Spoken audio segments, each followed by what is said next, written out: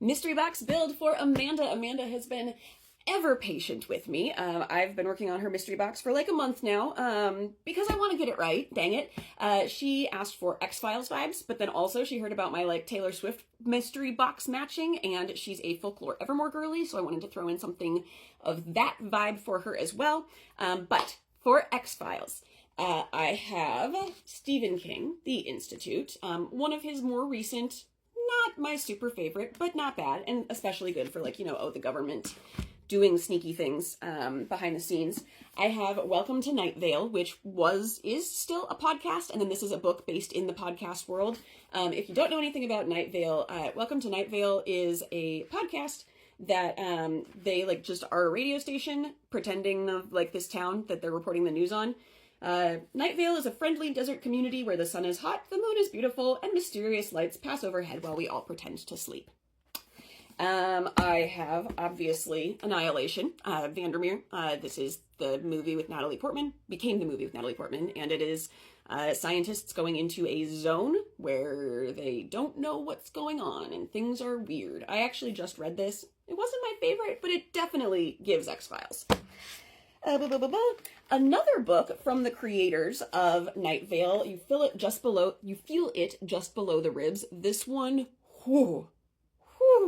I've talked about it a bunch of times before because it's a literary horror that I never see anyone talk about, and I finished it and I reread it instantly. It's set as it's found document style, but it's from someone who so they've got this like prominent psychologist of the era, and this is a dystopian, like our paths converged in society, and then this Man, I'm having a hard time today.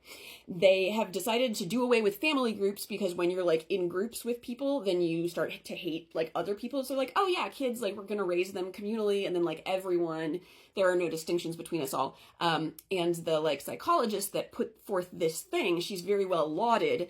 And this manuscript was found after her death, and the publishing house that published this book has a whole bunch of like footnotes and addenda where it's like, okay, like, we really can't confirm any of this, but, like, read this with a grain of salt. We think that it's important to publish, but, like, we don't know its veracity, so that's, like, this fun kind of stuff.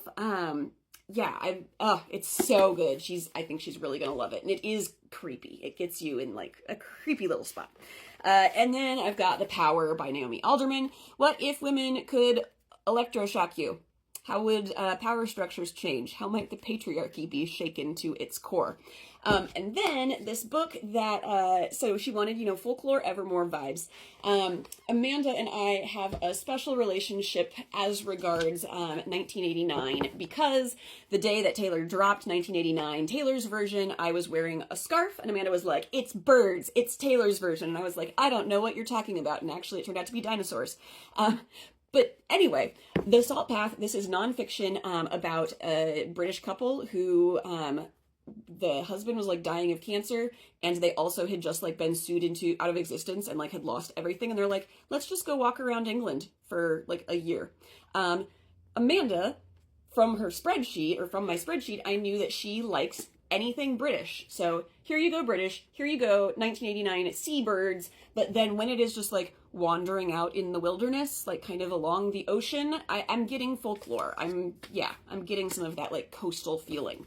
So that is my mystery box build. Oh, and then I have a couple here that I don't actually remember what I stuck in here. I had them tagged as like the next time Amanda needs a mystery box, these would be good ones to toss in there, but they were just things that you like, Amanda. I can't even fully remember. I've got it on my spreadsheet, but I'm not going to spoil it for you.